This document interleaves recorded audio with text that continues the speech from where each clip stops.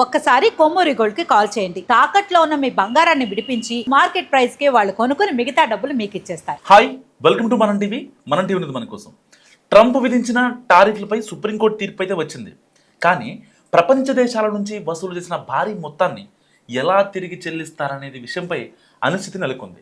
Trump ప్రభుత్వానికి టారిఫ్ల ద్వారా ఇప్పటి వరకు సుమారుగా $133 బిలియన్ వచ్చాయి. సో ఈ మొత్తం భారత కరెన్సీలో దాదాపుగా 12 లక్షల కోట్లు. ఇప్పుడు ఆ డబ్బును ఎలా తిరిగి ఇస్తారనేదే ఇక్కడ పెద్ద ప్రశ్న. సో ట్రంప్ ప్రభుత్వం దిగుమతుల ద్వారా $133 బిలియన్ వసూలు చేయడం చట్టవిరుద్ధమని అమెరికా సుప్రీంకోర్టు న్యాయమూర్తులు ప్రకటించారు. ఈ రీఫండ్లు ప్రధానంగా వస్తువులను దిగుమతి చేసుకున్న కంపెనీలకే అందుతాయని కూడా తెలుస్తోంది. సో వస్తువుల ధరలు పెరగడం వల్ల నష్టపోయిన సాధారణ వినియోగదారులకు డబ్బులు వాపసు వచ్చే అవకాశం తక్కువని సమాచారం. సో ఈ నేపథ్యంలో రీఫండ్ కోసం కంపెనీలు కోర్టులో కేసులు దాఖలు చేస్తున్నాయి. ఇప్పటికే 1000కి పైగా కేసులు నమోదైన సమాచారం. మరిన్ని కేసులు దాఖలయ్యే అవకాశాలు కూడా ఉన్నాయి. సో రీఫండ్ ప్రక్రియ చాలా క్లిష్టంగా ఉండబోతుందని కూడా న్యాయ నిపుణులు చెప్తున్న పరిస్థితి.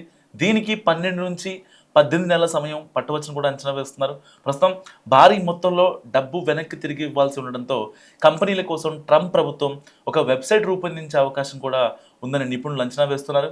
సో రీఫండ్ ప్రక్రియలో పలు న్యాయపరమైన సవాళ్లు కూడా ఎదురయ్యే అవకాశాలు ఉన్నాయి. ఒకవేళ సరఫరాదారులకు ఏదైనా రీఫండ్ దక్కితే దానిలో భాగం కావాలని ఉత్పత్తిదారులకు కేసులు వేయొచ్చని నిపుణులు చెప్తున్న పరిస్థితి.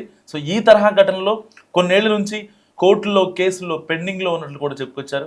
సో సుంకాలపై అమెరికా సుప్రీంకోర్టు ఇచ్చిన తీర్పుపై ట్రంప్ అసహనం వ్యక్తం చేశారు. ఇది కోర్టుల్లో మరో 5 ఏళ్ల పాటు కొనసాగుతుందని కూడా ఆయన చెప్పుకొచ్చారు.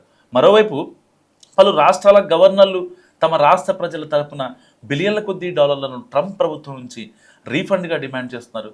సెక్షన్ 232 కింద ఉక్కు, అల్యూమినియంపై విధించిన 50% సుంకం, కొన్ని వాహన విడిభాగాలపై ఉన్న 25% సుంకాలు యథాతథంగా కొనసాగుతాయి. ఈ అంశంపై స్పష్టత కోసం భారత ప్రతినిధి బృందం వచ్చే వారం అమెరికా వెళ్లనుంది.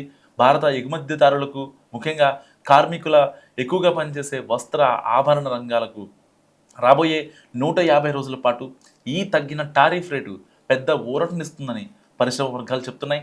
2021 నుంచి 25 మధ్య భారత్కు అమెరికా అతిపెద్ద వాణిజ్య భాగస్వామిగా ఉంది. భారత మొత్తం ఎగుమతుల్లో 18% వాటా అగ్రరాజ్యానిదే. 2024-25లో ద్వైపాక్షిక వాణిజ్యం 16 లక్షల కోట్లుగా ఉంది.